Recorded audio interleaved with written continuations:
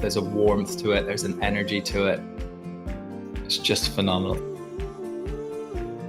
The hopes and the dreams.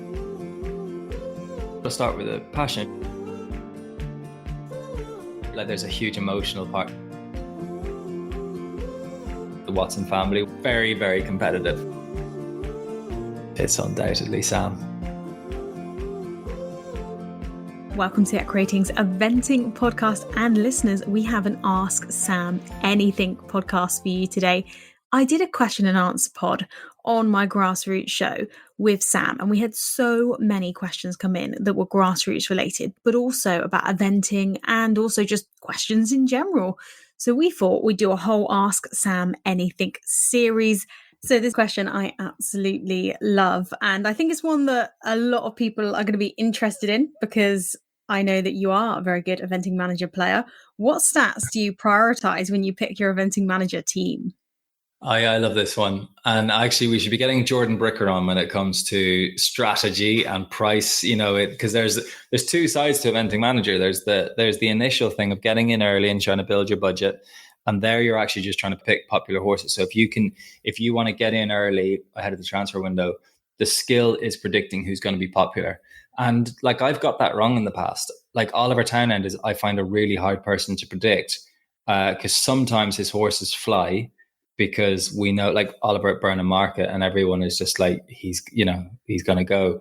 And like, it's the same sometimes at Bergen, but he might not be as popular on the thing. And then you're like going, oh God. And so you do also you got to pick the horses that you want. So you might go for popularity to build your budget if you've got in early, and then you might sub out to what you think is going to work. And that comes back then to the second strategy, which is, for me, it's all about our mini league, which is like the Watson family one. Very, very competitive between myself, my sister, and my brother-in-law in particular. So there, because if you want to win, if you want to like get on that overall eventing manager leaderboard and like have that screenshot of being in the top 10, which is great. I've got one somewhere on my phone. At some point we've been there. That is cool. But then you definitely have to go for 3 brilliant ones. And your fourth person is just basically as cheap a player as you can have. And you're risking, you're just going, right, I need 3 good ones here. When I'm playing the mini league, particularly somewhere like Burley, and it pays off a good bit, and like the Europeans, it paid off this year as well. Go for 4, go for some steadies, because there's a lot of value in the middle market now. So that strategy, are you going for 3 for like a 3-person team with one, because you have to have 4 on your team, so with 1 discard, or are you trying to get like 4 balanced people so that you actually have a backup score? So I would often go for the backup score if I'm just trying to beat the family. They slip up. And I was going to say, I suppose, do you change, obviously you're trying to pick, let's say, popularity to start with, but when you've sold them and maybe got some money and you're starting to look, do you change what type of people you're looking for on stats depending on what show you're at, and the likes of Badminton and Burley or like an Olympics? Yeah, 100%. So then you're going to go, phase influence is a big one, which is if I'm at Le Moulin, I know that is where some of the slower horses can hit good speed metrics. So you're definitely looking at like dressage and jumping a little bit more. Kentucky actually is a good place to forgive a poor show jumper. It's one of the least influential show jumping courses, which is not what you would expect, but obviously that surface jumps very well. And they come through that Kentucky course. Again, like sometimes ground conditions and stuff like that can play a big role, but horses jump well on the last day at Kentucky. So you can forgive a bad show jumper on that. So you got to know your courses for your horses. So there's definitely horses for courses. But then the big one is you're then looking who could be ahead of their metrics. So this is where we've done a few things. We've gone like, okay, trying to get the popularity to build a budget, decide on a strategy. Am I trying to win the mini league or am I trying to win the whole thing? Horses for courses. And then your last one, who could be ahead of their metrics? So improvers. And, that's where like a horse like Lordship's Graffalo coming into Badminton, it's easy to say it in hindsight. But you might have been holding the dress, saying, I don't know if the dressage is going to be strong enough to really get ahead. And then you're going, yeah, but, a 10-year-old, where he was at 10 turning 11, I think Roz could improve him. And I think there could still be improvement there. So you might take that. Or you're looking into, and this is risky because the model does a pretty good job of this, But if someone who's been having cross-country problems, but you think that that's someone that they'll have now really addressed that, like that kind of person, like I can see why anyone can have one problem.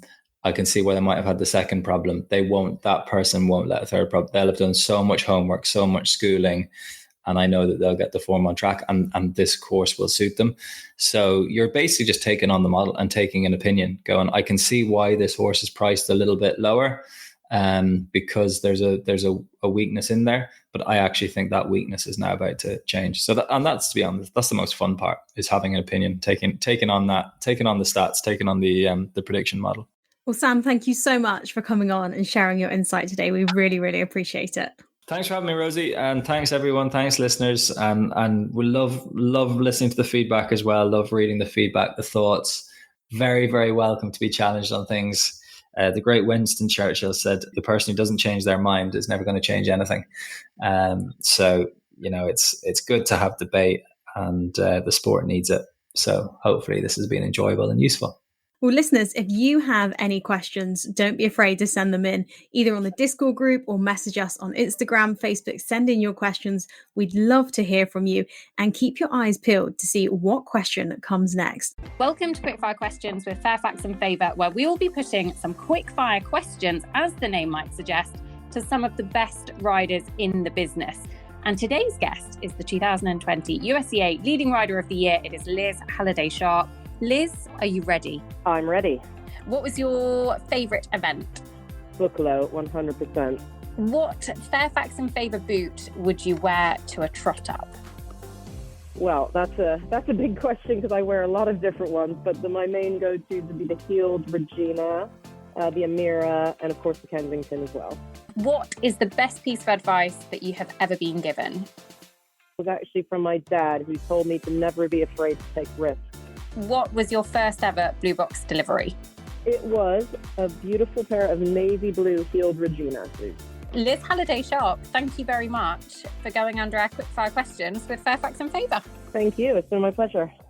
Hey, I'm Sarah Watley and I'm head girl for Alex Brown. My favourite Cardea Master product is medicated shampoo. We use it every day after horses are worked. Helps get all the grease and grime out of the coat and any little scabs.